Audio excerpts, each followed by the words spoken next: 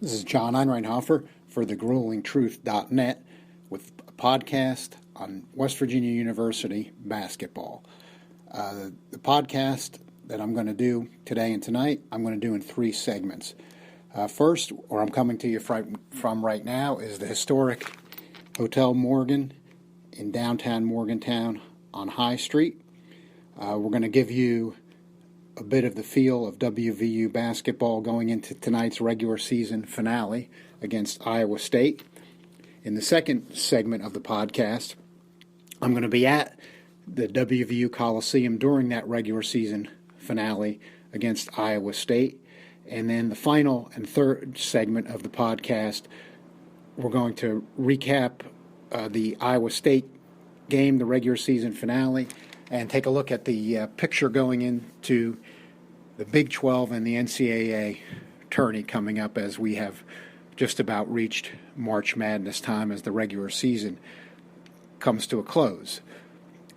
First, the picture here in Morgantown. It's a bit of a chilly day outside today, 32 degrees and some flurries, and I mention that because basketball still being traditionally a winter sport, it's appropriate for the regular season finale. As I said, I'm at the Hotel Morgan, the historic Hotel Morgan on High Street in downtown Morgantown.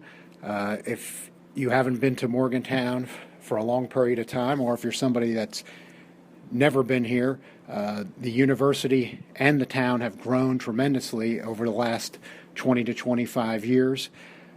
Downtown, where I am now, on High Street, which High Street is the main street in Morgantown's downtown, filled with all kinds of nice shops, restaurants, bars, clubs now.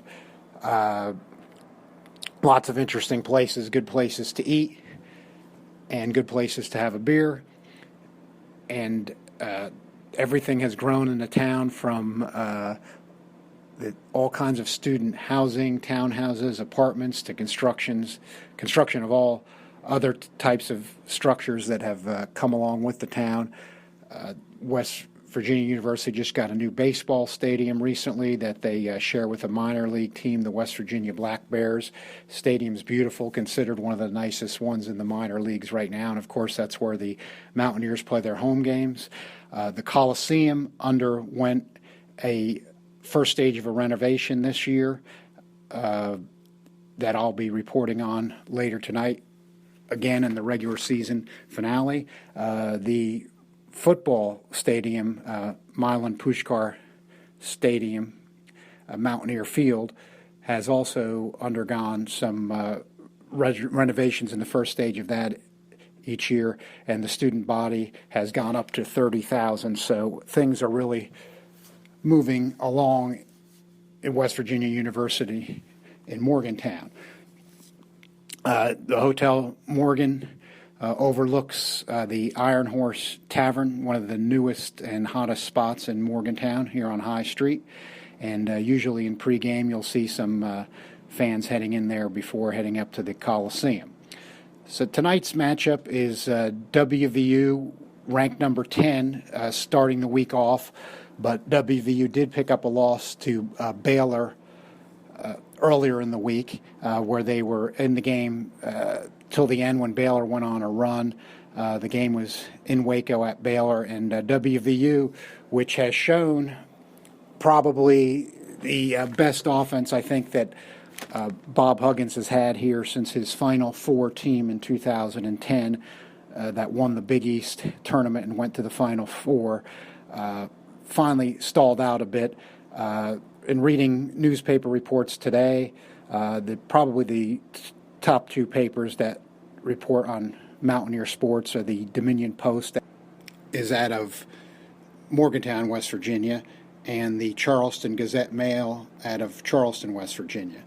I'll give you an update based on those various reports and other reports and my own knowledge as we head into the regular season finale. Tonight is going to be a true blue night, which is where West Virginia University basketball program. I request that all the fans wear blue.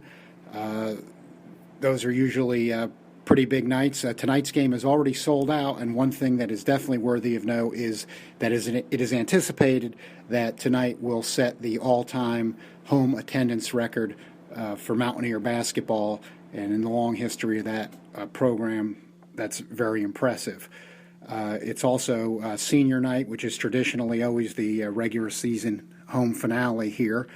And that's a good place to start out with how we look at the Mountaineer basketball program heading into this 2017 regular season finale.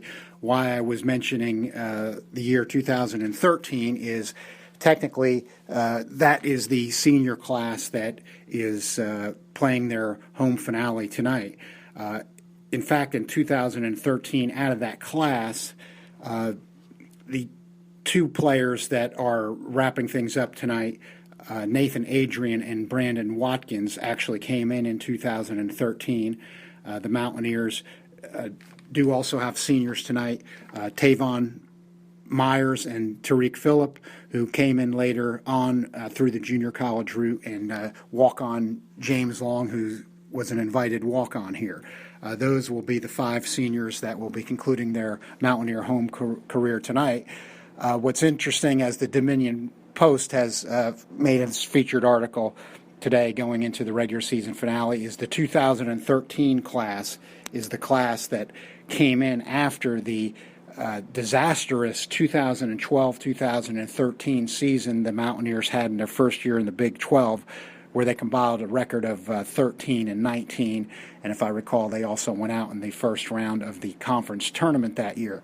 I also vividly recall Bob Huggins vowing that he would fix things, and frankly, I had my doubts, but it shows that you should not ever doubt Bob Huggins' coaching ability, as here we are in 2017, and we have had a tremendous run of success here in Morgantown. In fact, Nathan Adrian and Brandon Watkins, two of those seniors from the recruiting class of 2013, have been a part of 91 wins so far at WVU. Of course, last season, WVU played in the Big 12 tournament championship game, losing to Kansas, and they have been on a run of NCAA tournament appearances as well. And as most people know, of course, who follow the sport regularly, and some if you don't, Bob Huggins instituted his system, which has since become well known as Press Virginia, and that was one of the things that became instrumental in turning the program around. Looking at the senior class, Nathan Adrian from Morgantown, West Virginia. He is the first Morgantown native to receive a scholarship to WVU for approximately 50 years. So that is noteworthy as right there. Bob Huggins has also referred to him, along with Javon Carter, as the two best players on the team this year. If you've watched Nathan Adrian's career, it's been reported that he had a problem with a hand cyst earlier in his career, but just watching him, he has made really an unbelievable amount of improvement in his time in Morgantown to get to the point where he's been such a key cog. But Bob Huggins obviously saw something from the beginning, as Nathan Adrian has actually played in 133 consecutive games since he has arrived in Morgantown. Brandon Watkins had some serious knee injury problems that set his career back a bit at West Virginia, but he has been a regular contributor this year and plays regular minutes for the Mountaineers. He's one of their big men and certainly has been a contributor.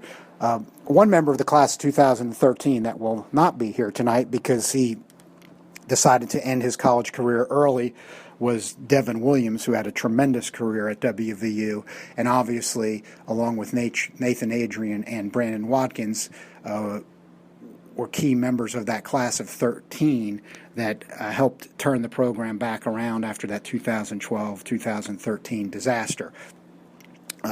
Other seniors, Tavon Myers, who was a tremendous scorer in junior college, did not get a chance to make too much of a contribution last year, but has been a regular contributor this year. He is also known as one of the most popular players on the team. It'll be interesting to see as we get into the tournament how Bob Huggins uses the minutes and disperses them among his various players. Arguably, WVU goes the deepest in using their full roster of anyone at the high Division I level. Another member of this senior class, Tariq Phillip, he has been a regular contributor since he has arrived in Morgantown, and he has provided a lot offensively and defensively, as Bob Huggins always keeps a high emphasis on defense. Again, the difference that I think with this year's team is that this year's team has been throughout the season one of the leading offensive teams in the country.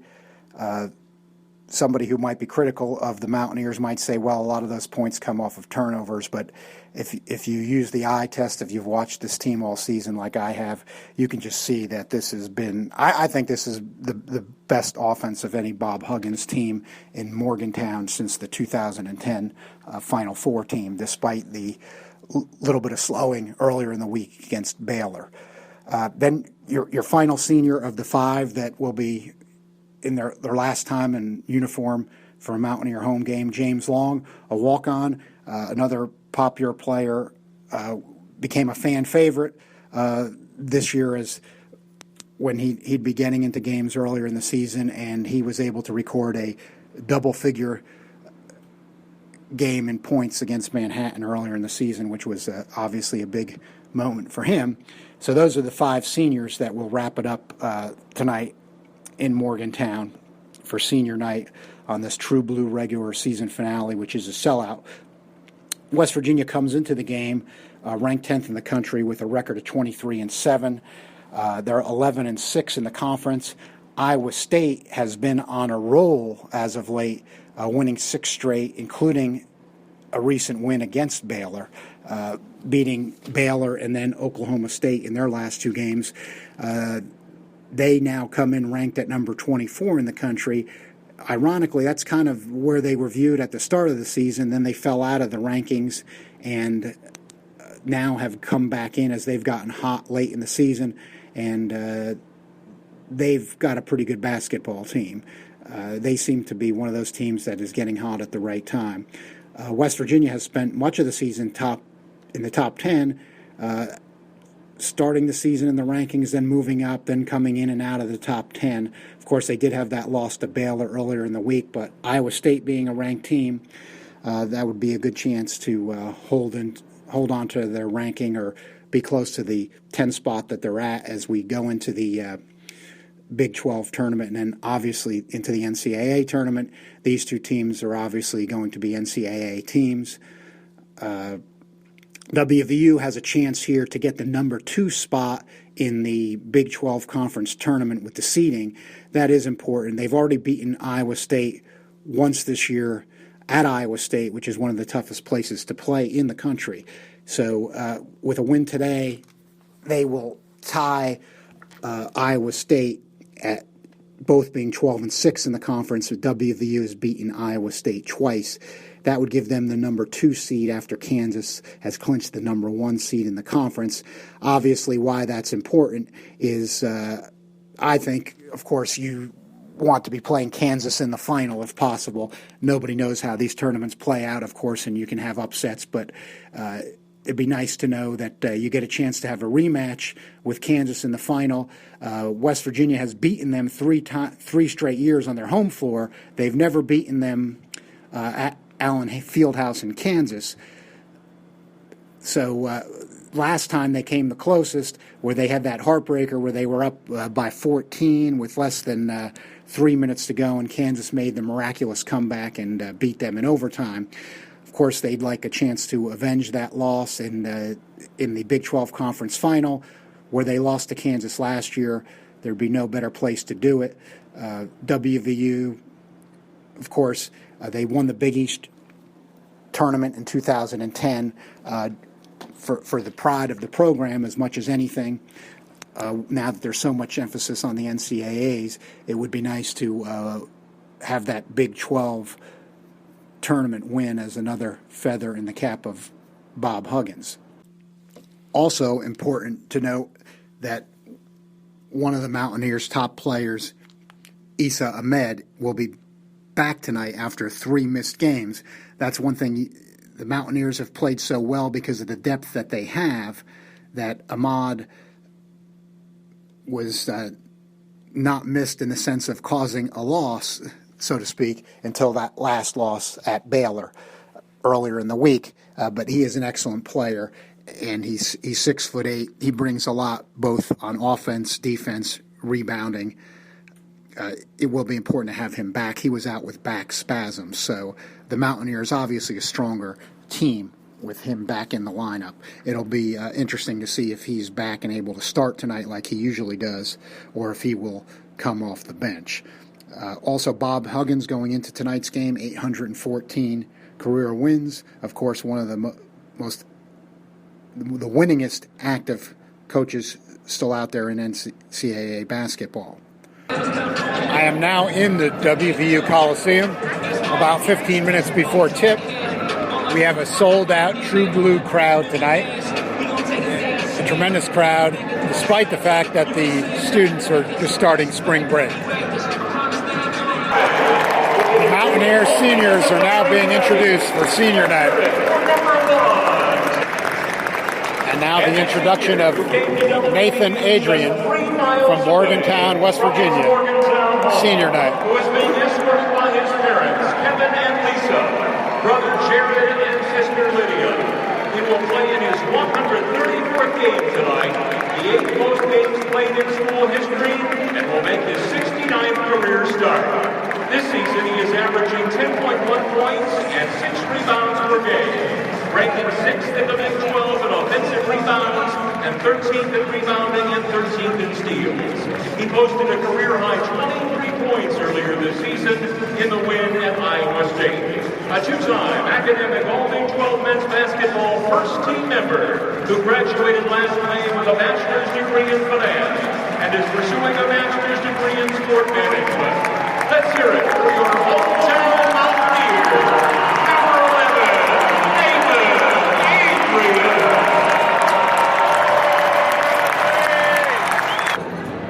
Halftime at the WVU Coliseum with the Mountaineers leading the Iowa State Cyclones 43-42. Bob Huggins with a nice touch in the first half, where he started all 5 of the seniors, including walk-on James Long, who promptly hit a 3 to put the Mountaineers up 3-0. Otherwise, in the first half, it was guard Daxter Miles Jr. putting up 14 points and grabbing 5 rebounds to lead the Mountaineers. Also, senior Nathan Adrian, 8 points and 4 rebounds in the first half. So basically an evenly played first half, as of course the score indicates, with the Mountaineers only leading by 1 at home. This one's obviously going to be decided in the second half, and we're going to find out who's going to be the number 2 seed in the Big 12 tournament. The Mountaineers, normally very, very tough at home. You would expect them to be able to pull away in the first half. Iowa State hot from the three-point line in the first half, keeping them even in this one. Of course, as we get through the second half here in moments, we'll recap this one for you. And then, as I said at the beginning of the podcast, we will discuss the outlook for the Mountaineers going into the Big 12 tournament and the NCAA tournament. Now outside the WVU Coliseum, where the Mountaineers had an impressive second half in scoring an 87-76 victory over Iowa State. The win gave the Mountaineers the number 2 slot in the Big 12 tournament coming up this week. The Mountaineers will play on Thursday. Of course, theoretically, if everything plays out, that would give them a shot at Kansas in the final in Kansas City in a rematch of last year's Big 12 tournament title game. And of course, the Mountaineers also would be seeking revenge for that heartbreaking defeat they had in overtime at Kansas the last time out against the Jayhawks, but that's down the road. For the Mountaineers tonight, the impressive second half, really just under 10 minutes in the second half, the Mountaineers had a series of consecutive thunderous dunks by freshmen Sags Kanate and Lamont West that bodes well for the future for the Mountaineers. It gave the Mountaineers permanent momentum that carried them the rest of the way. Some other highlights were Daxter Miles Jr. with 23 points. That tied a career high for him. Senior Nathan Adrian also had 16. Tariq Phillip had 10 assists. The aforementioned Sags Kanate also had 4 blocks. Gave the Mountaineers a lot from the center position along with Elijah Macon. The Mountaineers don't really play a true center, but they're big man forward position. And those two combined for quite a bit tonight. A great all-around balanced effort for the Mountaineers with a lot of rebounding edge and offensive rebounding, which is the way Bob Huggins likes it. That's the way he envisions it. That's the way he envisions wearing down teams, and he commented on that in his post-game comments, as that's the way he wants things to go in the future, of course, hopefully in the Big 12 tournament, and then even more importantly going into the NCAA tournament. Coach Huggins also commented on the boost received from the crowd tonight. Over 14,500 in attendance, a raucous, very enthusiastic crowd. A true blue night where the fans were dressed in blue and the Mountaineers wore their blue uniforms that they usually wear on the road to go with the theme of the true blue night. So a good night overall for the Mountaineers, clinching the second spot in the Big 12 regular season and then the second spot in the Big 12 tournament over an Iowa State team that had just cracked the top 25 rankings and had actually won 6 straight until that streak was snapped tonight by the Mountaineers. For the Mountaineers,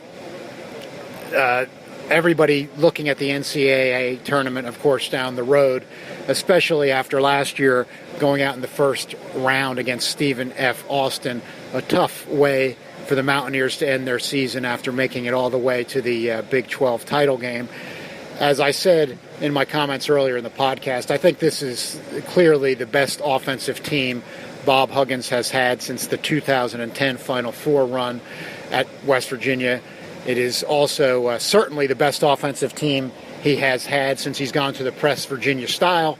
Something also, in addition to the Press Virginia style, which some of the Big 12 teams that have seen it a lot have started to catch up with, Coach Huggins making it necessary and I think a smart adjustment. He has been sprinkling in more 1-3-1 zone defense in recent weeks.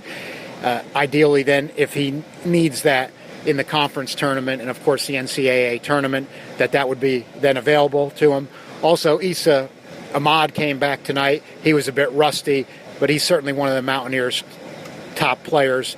Important for them to have the sophomore back, and Coach Huggins did mention in his post-game comments that he expects him to get the rust off in the Big 12 tournament. And of course, the hope would be then ready to go at full strength for the NCAA tournament. So a good night overall for the Mountaineers and a good season.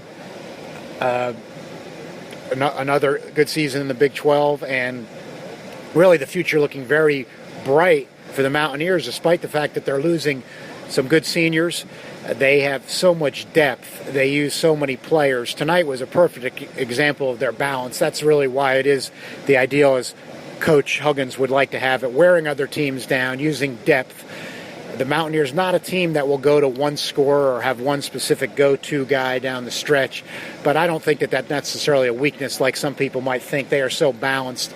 They've got talented players, and again, the key being the offense is better than it has been in the past. In past years where they had the stifling defense, the offense just did not move the ball. It was not as smooth as it was this year. They weren't able to play the offense in the half court as well as they can this year. Of course, they're still scoring a lot of points off of turnovers, but the half-court offense is a better thing to watch than it has been with the Mountaineer teams in recent years. Injury-wise, they're going to all be at full strength now.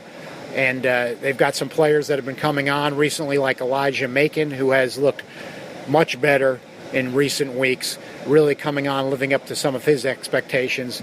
Like I said, freshman contributors like Sags Kanate, the big man, and Lamont West, who has had some really big three-point shooting games. Coach Huggins correctly mentioned that he's been struggling a little bit lately with the shot, but he's proven that he's going to be an excellent player. And I told you he did make up for some things with the thunderous dunk that he had tonight in that key sequence with just under 10 minutes remaining in the second half. That really was the moment that the Mountaineers seized momentum for good and pulled away from Iowa State. So how far can the Mountaineers go in the NCAA tournament? A lot of hardcore observers, of course, wondering of West Virginia, and just hardcore observers of college basketball. And even if you're a casual observer and you follow the tournament, you want to know, well, how do you handicap West Virginia? I don't think they're going to go out in the first round and be upset like they were last year. I think that this team has too much offense and defense for that, and too much depth. Although, of course, anything can happen in a tournament still. You've got to make a call, and I don't think that this team's going out early this year. I would say that this is at least a team that can make the Elite Eight. Can they make the Final Four like they did in 2010? I'm not certain if they can do that, but I would say that I look at this West Virginia team as a dangerous team that is at least an Elite Eight team this year, and I expect that they will be able to play to that level, which would at least put them at the point, of course, where they are playing to get in the Final Four, which will create a lot of excitement for Mountaineer fans in 2017. So this is John Einreinhofer for thegruelingtruth.net. Thank you for joining me in this podcast from Morgantown, where we have brought you all things WVU basketball for the night of their regular season and home finale, a 11-point win over Iowa State. Thanks for joining me.